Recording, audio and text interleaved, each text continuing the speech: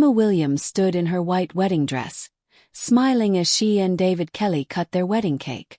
Laughter and cheers filled the bright hall, but deep inside, her chest felt strangely empty. Around her were friends and David's family, all joyful and clapping. But one thing was missing, her own family. Not a single member of the Williams family was there. The photographer called, "Smile, Mrs. Kelly," and she forced a grin, though her heart felt heavy.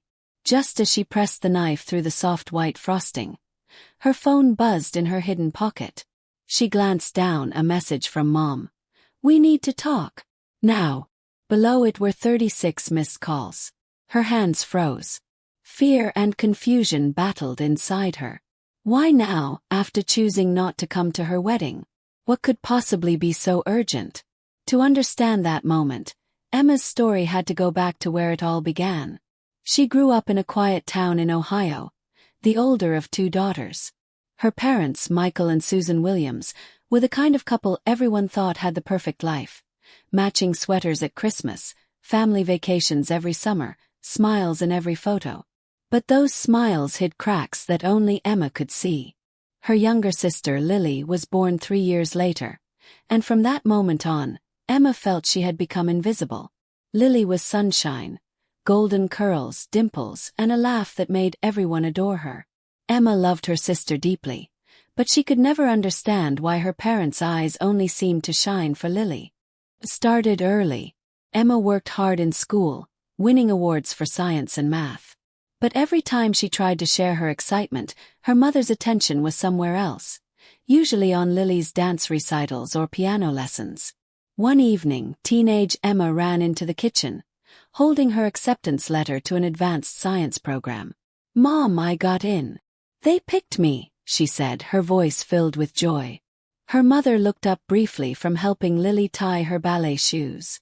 "That's nice, honey. Put it on the counter so Dad can see later," she replied. A few days later, Lily won a small local dance contest, and their parents took the whole family out for dinner, raising glasses of sparkling juice. "To our little star." Michael cheered proudly.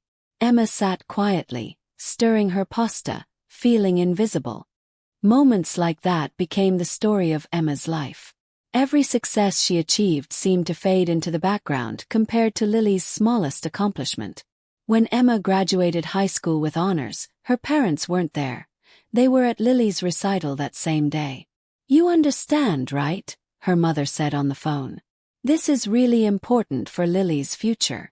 Emma smiled through tears and whispered, "Sure, Mom. I understand." But she didn't. She stood on stage with her diploma, scanning the crowd, hoping to see them sneaking in late. They never came. After that, she stopped expecting much, calling home less and finding comfort in friends who actually noticed her.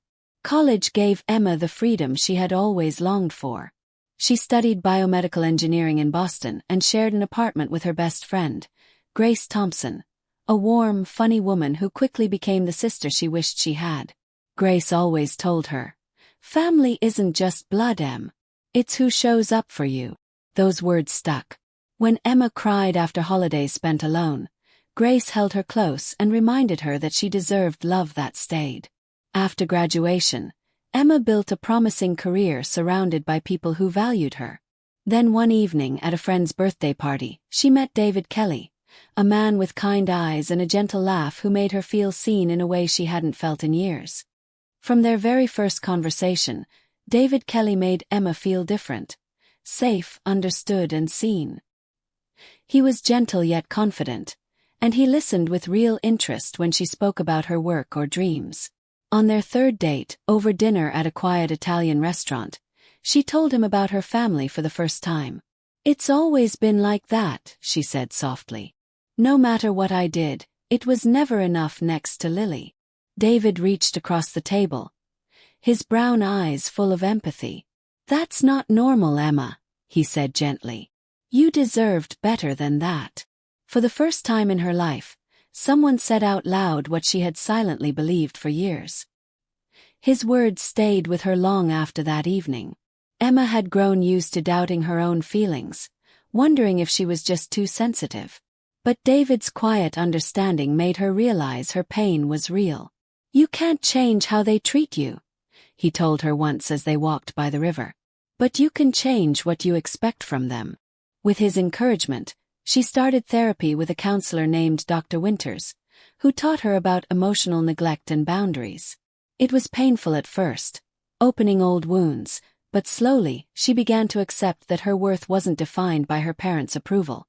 Dr. Winters called it radical acceptance. It meant accepting people for who they are, not who you wish they'd be. Emma learned to stop waiting for apologies that might never come. Instead, she focused on building a life that made her proud. She found joy in her work, strength in her independence, and peace in David's steady love. When he introduced her to his parents in Connecticut, she braced herself for polite distance, but was surprised. David's mother, Linda, hugged her tightly. His father, Robert, asked about her projects with genuine curiosity. For the first time, Emma felt welcomed into a family that celebrated her just for being herself. "You're part of our family now," Linda told her during one visit, pressing a plate of homemade cookies into her hands. "In this family, we celebrate everyone's victories." Emma smiled, but tears pricked her eyes later that night. In the bathroom, she let herself cry quietly, tears of relief more than sadness. David found her there and simply wrapped his arms around her. "You okay?" he whispered. "Yes," she murmured. "I'm just not used to this kind of love." From that moment, she promised herself that if she ever had children, she would raise them differently, with balance, kindness, and equal love. 2 years after they met, David proposed. It happened at the small movie theater where they had their first date. In the middle of a film, the screen suddenly froze, and a short video began to play. Photos and clips of their moments together set to their favorite song. When the lights came up, David was on one knee, holding a simple but elegant diamond ring. "Emma Williams," he said with a trembling smile, "you're the strongest, kindest person I've ever known. Will you marry me?" The audience clapped as Emma covered her face in tears. "Yes," she cried.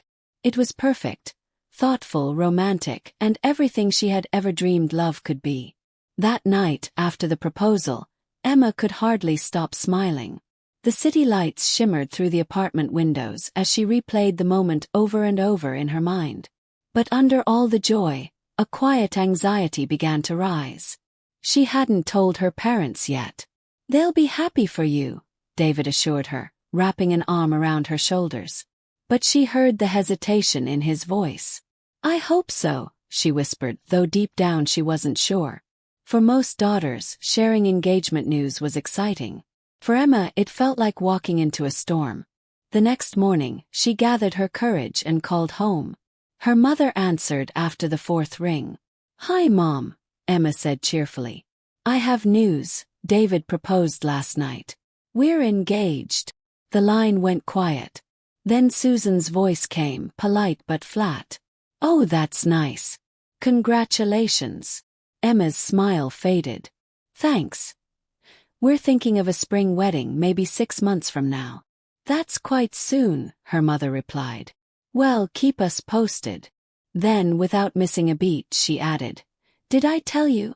Lily just got the lead role in a local play. We're so proud of her." The ache in Emma's chest returned instantly. Even her engagement couldn't escape Lily's shadow. Despite the lukewarm response, Emma threw herself into wedding planning with quiet excitement. She wanted something intimate, a ceremony that reflected love, not show. She and David chose a small historic venue in Cambridge, decorated with lilies and hydrangeas. They hired a family-run caterer that served Mediterranean dishes, the kind that reminded her of warm evenings and laughter. Every detail felt right, like they were building a dream together. But even as they mailed the invitations, Emma kept glancing at the stack addressed to her family, praying that this time would be different, that they'd show up for her. Weeks passed with no reply. Not a single RSVP from the Williams family. Finally, Emma called home. "Hey, Mom, did you get the invitation?" she asked gently. "Yes, dear," Susan said. "We've been meaning to call about that. We'll try to make it, but you know how busy things get." Emma's voice wavered. "It's my wedding, Mom. I really want you all there." "Of course, honey, we'll do our best." But each conversation ended the same way. Vague promises, no commitment. Even her father sounded distracted when she asked him to do the traditional father-daughter dance. "Let me check my schedule," he said. Her heart sank a little more each time. Through it all, Grace Thompson became Emma's rock. As maid of honor, she handled details, made calls, and reminded Emma to breathe. "They'll come around," she'd say, squeezing Emma's hand. "And if they don't, you've got me." David's family stepped in too. Linda offered to help with the seating chart, Robert insisted on contributing to the expenses, and David's sister Olivia threw her a bridal shower filled with warmth and laughter. "Your family now," Linda said, hugging her tightly. For the first time, Emma realized love didn't have to come from where you expected it. It could be built from kindness freely given. As the wedding drew closer, Emma tried not to think about her family's silence. She filled her days with fittings, checklists, and music playlists, pretending everything was fine. But one afternoon, while scrolling through social media, her heart stopped. There was a post from Lily. Smiling, showing off a diamond ring. The caption read, "He asked." Said yes. Ring #future Mrs. Walker. Emma froze, her eyes scanning the comments filled with hearts and congratulations. Her parents had written, "So proud of our beautiful girl. Can't wait to celebrate this weekend." Her stomach twisted. That weekend. Her wedding was in 2 weeks. What celebration were they talking about? With trembling fingers, Emma called her mother. "Mom, is Lily engaged?" she asked. "Oh, you saw the post." Susan replied casually. "Yes, Patrick proposed last weekend. It was so romantic. They're having a little engagement party on Saturday." Emma blinked. "This Saturday? Mom, that's my wedding day." There was a pause. "Oh, is it? I thought yours was the following weekend." Her tone was falsely puzzled. "Well, we've already planned everything for Lily's party, so maybe you can adjust?" Emma's throat tightened. "Adjust? I can't just move my entire wedding, Mom. Everything's booked." Her mother sighed. "You know how much this means to Lily. We'll figure something out." That night, Emma told David, barely holding back tears. "She wants me to reschedule my wedding for Lily's engagement party." His jaw tightened, but he kept his voice calm. "They're making a choice, Emma. And it's the wrong one." Her best friend Grace was furious when she heard. "That's insane. It's your wedding, not a casual dinner. You're not moving anything." Emma nodded slowly, but her heart was breaking. She sent her mother a long text, explaining how hurt she was. The only reply she got back was, "We'll try to stop by the ceremony if we can leave early from Lily's event. Hope you understand. Family comes first." The irony of those words burned.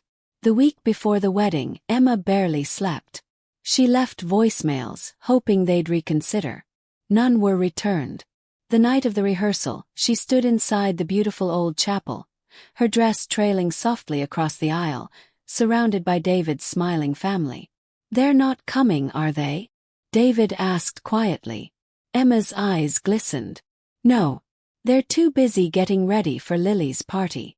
He squeezed her hand. "Then we'll make this day about us. Their loss." His family filled the room with love and laughter, and though Emma smiled, her heart carried the ache of the empty seats reserved for her parents. The morning of the wedding arrived, and Emma woke up in the hotel suite feeling both nervous and hollow. Grace texted, promising to arrive early with breakfast and coffee. But when Emma checked again an hour later, there was no response. A ripple of worry crept in. Then, scrolling through social media, her breath caught. Lily had posted another picture, her in a silver dress captioned, "Final fitting for today's big day. So excited to celebrate with everyone who matters." The words hit like a knife. Beneath the post, one of the likes was from Grace Thompson. Emma's hand trembled. She clicked Grace's profile and saw a comment under Lily's photo. "You look stunning, girl. Can't wait for tonight." The betrayal was complete. Emma stared at her phone, her chest tight with disbelief. Grace, the one person who had promised to stand by her, had chosen Lily too. Her eyes blurred with tears as she read the comment again, hoping somehow she was mistaken. But it was real. The woman who had sworn, "You're not alone," had picked her sister's party over her wedding. Emma called Grace immediately, her voice trembling. It went straight to voicemail. She texted, "Grace, please tell me this isn't true." The reply came minutes later. "I'm so sorry, Em. Lily reached out, said you replaced me as maid of honor. I thought maybe I could do both, but I can't. Please forgive me." Emma dropped the phone and cried silently into her hands. By the time the morning light spread through the curtains, she had no tears left. Her hair and makeup appointments were still on schedule, so she moved like a ghost through the motions. When the knock came at her door, she hesitated. "Room service," she called. "No, it's Allison, remember me? From college," came a cheerful voice. Emma blinked, surprised. Allison Turner, her old roommate from junior year, stood there holding 2 coffees and a bag of pastries. "Hey, bride," Allison said brightly, then froze when she saw Emma's red eyes. "What happened?" And with that simple question, Emma broke down again, telling her everything. Her family's absence, Lily's betrayal, and now Grace. When Emma finished, she sat staring at the floor, embarrassed. But Allison's response wasn't pity. It was strength. "Okay," she said, setting down the food. "Then I'm stepping in. You're not doing this alone. If you'll have me, I'll be your maid of honor today." Emma's head snapped up. "You'd do that?" Allison smiled warmly. "Of course. You deserve to be celebrated. Now drink this coffee. We've got a wedding to get to." For the first time in days, Emma smiled through her tears. In that moment, she realized that sometimes the best people aren't the ones you expect. They're the ones who show up when everyone else walks away. By mid-morning, the makeup artist and hairstylist had arrived, transforming Emma's tear-streaked face into something radiant. Allison kept the energy light, making jokes about their college days. "Remember when your hair dye turned orange?" she laughed. Emma chuckled softly. "Don't remind me." Piece by piece, the sadness began to fade. As Emma slipped into her wedding gown, a simple, elegant white lace line, she caught her reflection in the mirror and paused. "You look like someone who survived," Allison said softly. Emma smiled faintly. "I guess I did." A soft knock interrupted them. Allison opened the door to find Robert Kelly, David's father, standing there in his tuxedo, looking hesitant. "I hope I'm not intruding," he said kindly. "David mentioned your dad might not make it. I'd be honored to walk you down the aisle if you'd like."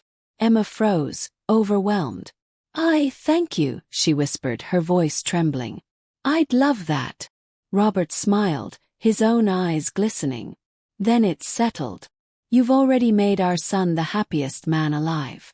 It's time we return the favor."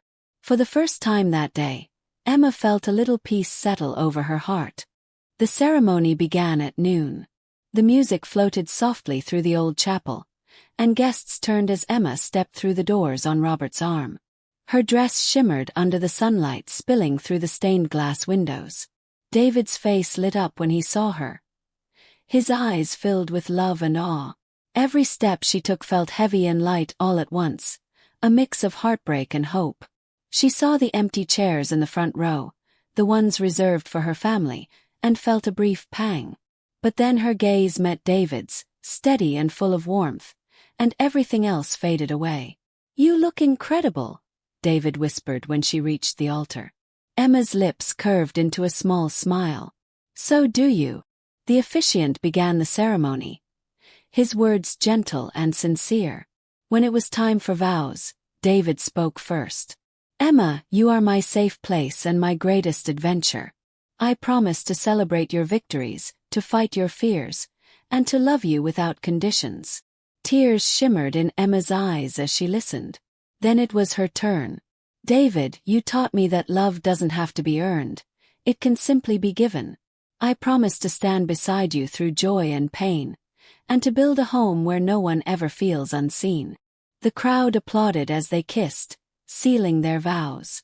The reception followed, bright, joyful, and full of laughter. David's family surrounded her like their own. Linda hugged her tightly, whispering, "Your family now." Emma smiled through tears, finally believing those words. They danced, ate, and toasted to new beginnings. For a while, the ache in her chest softened. Maybe this was enough, she thought. Maybe this was the family she was meant to have.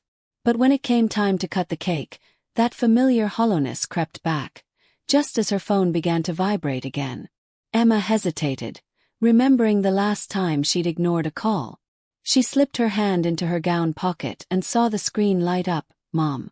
Below it, a flood of missed calls. Her chest tightened. David noticed her expression. "Everything okay?" he asked quietly. She hesitated. "It's my mom. She's been calling non-stop." He placed a gentle hand on hers. "This is your day, Emma. Don't let them take it from you." But her gut twisted with worry. What if it's serious? David sighed softly. "If you need to step out, I'll be right here when you get back." She nodded and walked toward the garden outside. The air outside was cool against her skin as she answered the call. "Mom," she said cautiously. On the other end came her mother's trembling voice. "Emma, thank God you answered. We've been trying to reach you for hours." Emma frowned. "I was getting married, Mom. What's going on?" Her mother sobbed. "It's Lily. Patrick called off the engagement. He ended it in front of everyone. He said he couldn't marry her after what she did to you." Emma froze, her pulse pounding in her ears. "What are you talking about?" "Lily confessed everything," Susan whispered. "She lied to us. She told us you didn't want us at your wedding. She faked your messages, Emma. She made us believe you cut us out." Emma sank onto a stone bench in the garden, her hand trembling as she gripped the phone. "Mom, what do you mean she faked my messages?" she asked, her voice barely steady. On the other end, Susan's voice broke. "Lily showed us texts, fake ones we realize now, saying you didn't want us there, that you changed the date and wanted a private ceremony without us. She even deleted your real messages from our phones." Emma pressed a shaking hand to her mouth. "I begged you for weeks to come," she whispered. "I left voicemails." Her father's voice came next, tired and full of regret. "We know. We listened to them just now. We believed her, Emma. We failed you." For a long moment, Emma couldn't speak. The betrayal was too deep, the pain too sharp. "Why would she do that?" she asked finally. "Why would Lily want to destroy my wedding?" Her mother's voice was small. "Patrick confronted her at the party. She broke down and confessed. She said she was jealous, that you always got the things she wanted. She thought if she made you look cold, we'd turn against you." Emma let out a hollow laugh that turned into a sob. "She got what she wanted," she said bitterly. "You did turn against me." "We know," Michael said softly. "And we're so sorry. We want to see you, to apologize in person." Emma closed her eyes. The sounds of laughter from the reception floated through the open doors, mixing painfully with her mother's broken voice. "Fine," she said at last. "We'll be back at the hotel around 11. You can meet us there." When she hung up, she sat still for several minutes, trying to steady her breath. Then she heard footsteps behind her. David stood there, concern in his eyes. "What happened?" he asked gently. Emma told him everything, her voice trembling through each word. His expression darkened with shock and anger. "She fabricated all of it." "Emma, that's cruelty. Not just jealousy." She nodded weakly. "I need to hear them say it in person. I need to understand how they could believe her." Back inside, the reception continued as if nothing had happened. Emma smiled through it, dancing, laughing when she could, but her thoughts were miles away. At 10:45, she and David said their goodbyes and left under a shower of rose petals. The drive to the hotel was quiet, the night sky stretching endlessly above them. Emma stared out the window, her reflection ghostly in the glass. "What if I can't forgive them?" she whispered. David reached over and took her hand. "Then you don't have to, not tonight, not ever if it hurts too much. Forgiveness is your choice, not their right." At 11:15, the elevator doors opened and her parents stepped into the hotel lobby. They looked older, smaller somehow. Susan's eyes swollen from crying, Michael's shoulders slumped. When Susan saw her, she started forward with open arms. "Emma," she said softly. But Emma stepped back. "Let's go somewhere private," she said quietly. David led them to a small meeting room nearby. The door closed behind them with a heavy click. For a moment no one spoke. The silence was thick, broken only by the faint hum of the air conditioner. Finally Michael took a deep breath. "We don't expect you to forgive us," he began. "But we need you to know how sorry we are." "Sorry doesn't erase what you did," Emma said quietly. "You missed my wedding because you believed a lie. You believed that I would cut my own family out of the biggest day of my life." Susan's voice cracked. "You're right. We failed you not just now but your whole life. We favored Lily. We made excuses. We thought loving her more wouldn't hurt anyone. We were wrong." Emma's voice trembled, but she didn't look away. "You could have called me directly. You could have asked me yourself." Michael nodded, eyes glistening. "We were cowards. We thought we deserved your rejection after all the ways we neglected you. It was easier to believe we'd lost you than admit we caused it." Emma folded her arms, staring at the floor. "Where's Lily?" she asked finally. Susan sighed. "She left after Patrick ended things. We don't know where she went. We're worried about her." Emma felt a surge of conflicting emotions. Anger, sadness, and a dull ache of compassion.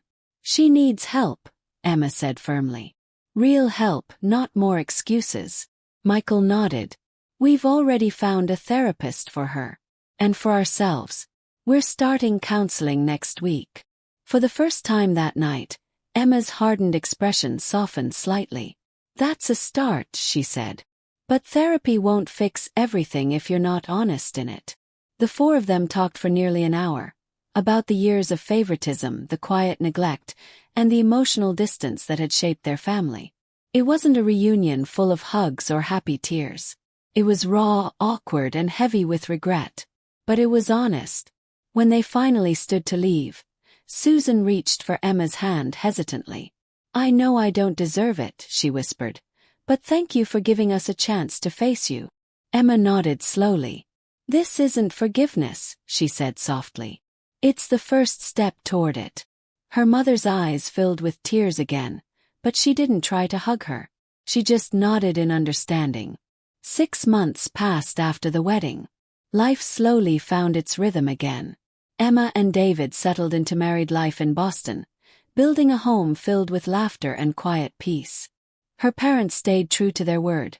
They attended therapy faithfully and began family sessions with Emma once a week. It was difficult at first, revisiting old pain, but healing isn't quick. Dr. Patterson, their family therapist, reminded them, "Progress isn't perfection, it's choosing to try again." Lily eventually reached out, her tone humble and quiet. "I'm so sorry," she said when they finally met at a cafe.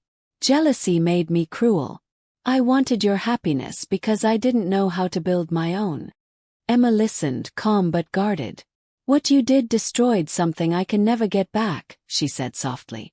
"But if you're truly trying to change, then maybe one day I'll be ready to forgive." They parted with a hesitant hug. A fragile start. Over time, her parents rebuilt trust, one small act at a time. Her mother called to ask about her work. Her father sent articles about biomedical research, just to connect. And one sunny afternoon, Emma shared new news with them all. She and David were expecting their first child. "This time," she said, smiling through tears, "our family begins again, but with love that's equal." As she looked out the window that night, her hand on her belly, she whispered, "Maybe hearts do break so they can heal stronger." And for the first time in her life, she truly believed it.